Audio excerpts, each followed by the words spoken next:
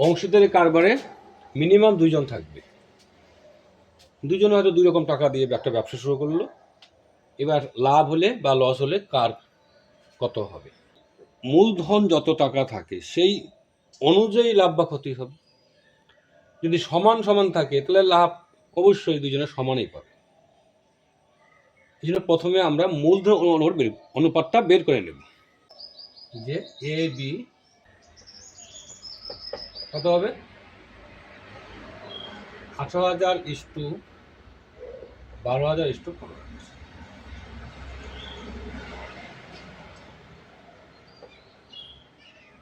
তিন দিয়ে করো, 3×4=18, 3×4=12, 3×5=15 গেল। এবার আনুপাতিক ভাগার করো।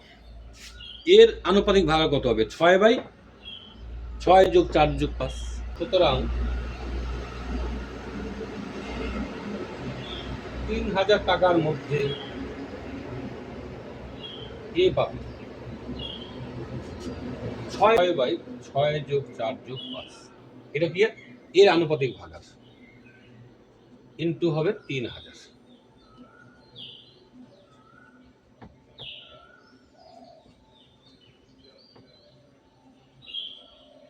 1200। বি পাবে নিশ্চয়ই 4/15। এই যোগটা আর করতে হবে একবার,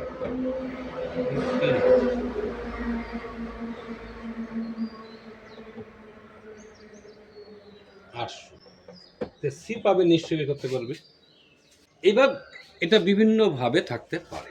খ যথাক্রমে 4,000, 6,000, 8,000 টাকা নিয়ে ব্যবসা শুরু করে বছর শেষে 27,000 টাকা লাভ হচ্ছে। নিজ নিজ ব্যাংকের টাকা ফিরিয়ে দিলে তাদের প্রাপ্য লাভ্যাংশ অনুপাত কত হবে।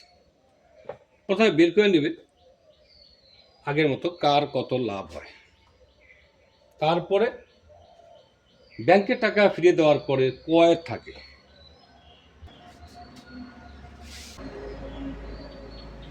ক লাভ থেকে পায় নিশ্চয়ই 27,000/9 × 2,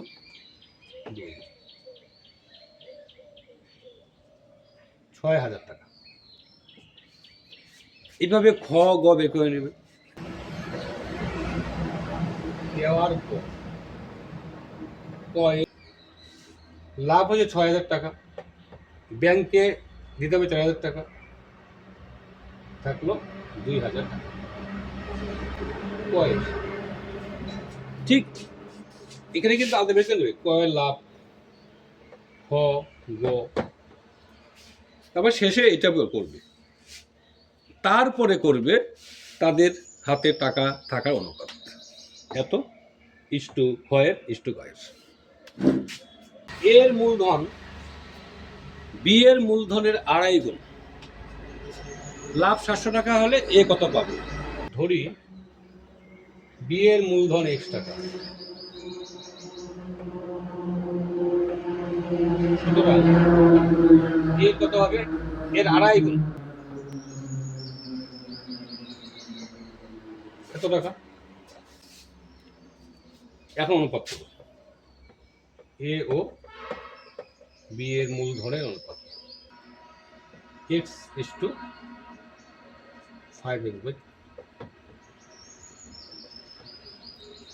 এটা আমরা কি করি সাধারণত, সেই এক্সেস কোণে কাটা দিব, 1 থাকবে।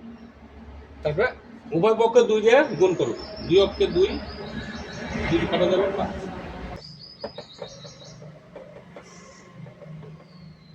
2:5। তারপরে এই অনুপাত দিয়ে কে কত পাবে বের করে নেবে।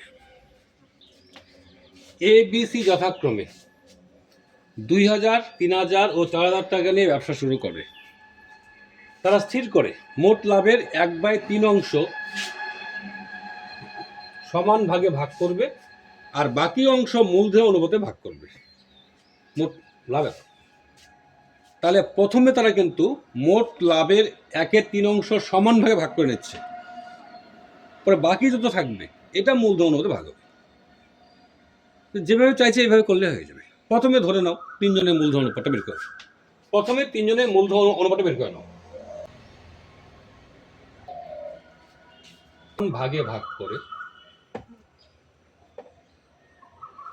লাভের 1/3 অংশ কত টাকা? 900 টাকা যদি সমান ভাগে ভাগ করে প্রত্যেক কত পাবে? নিশ্চয়ই 3 দিয়ে ভাগ হবে, প্রত্যেকে পাবে 100 টাকা। এটা গেল ফার্স্ট স্টেপ। বাকি অংশ কত? নিশ্চয়ই মোট টাকা ছিল 2700, এখান থেকে এটা ভাগ হয়ে গেছে বাকি।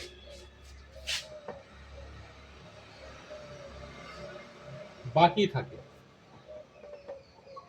2700 মাইনাস থাকলো কত? 1800 টাকা থাকলো। এখন মূলধন অনুপাতে, এই যে এই অনুপাতে বলবে মূলধনের অনুপাতে এ পাবে, তখন নিশ্চয় 2/9 ইন্টু 1800 200। বি পাবে, সি পাবে, করতে পারবে।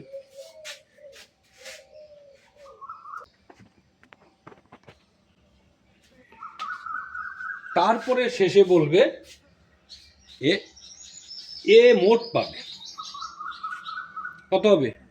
এ মোট পাবে, আগে পেয়েছিল 900, পরে পেল 200, 900 প্লাস 200, এ পাবে, বি পাবে, সি পাবে।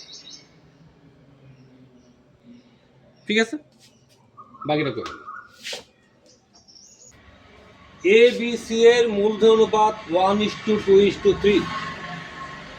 তারা স্থির করে মোট লাভের 40% সমান ভাগে ভাগ করবে, বাকি অংশ মূলধন অনুপাতে ভাগ করবে। বছরের শেষে বলছে এ সি অপেক্ষা 200 টাকা কম পেল, মোট লাভ কত? তার মানে এই জায়গাটা আমরা প্রশ্ন করার চেষ্টা করবো, তো তাহলে দুজনের লাভটা বের করে নিচ্ছি, দুজনে মোট কত পায়, তারপরে ডিফারেন্স এটা দিয়ে প্রশ্ন করলে হয়ে যাবে। আচ্ছা, লাভটা ধরি লাভ x টাকা, নিশ্চয়ই x ইন্টু 40/100 2x/5 টাকা হলো, প্রত্যেকে পায় 2x/15 টাকা। বাকি লাভ x মাইনাস 2x/15। এখান থেকে মূলধন অনুপাতে দেখি কে কত পায়। বি পাবে 1339x/90 টাকা। হ্যালো, এ মোট কত পায়, সি মোট কত পায়? এ পাবে সাধারণত বলছে 13x/90, আর আগে পাইছিল কত? 2x/15 যোগ হবে। সি মোট কত হবে? এইটা প্লাস এটাই হবে, তো দুইখানে দেখো একই যোগ হচ্ছে, তাহলে এই যোগটা না দেখালেও হবে। ডাইরেক্ট বলতে পারো যে এইটা মাইনাস এইটা সমান সমান 200। তাহলে এটা হচ্ছে সি পায়,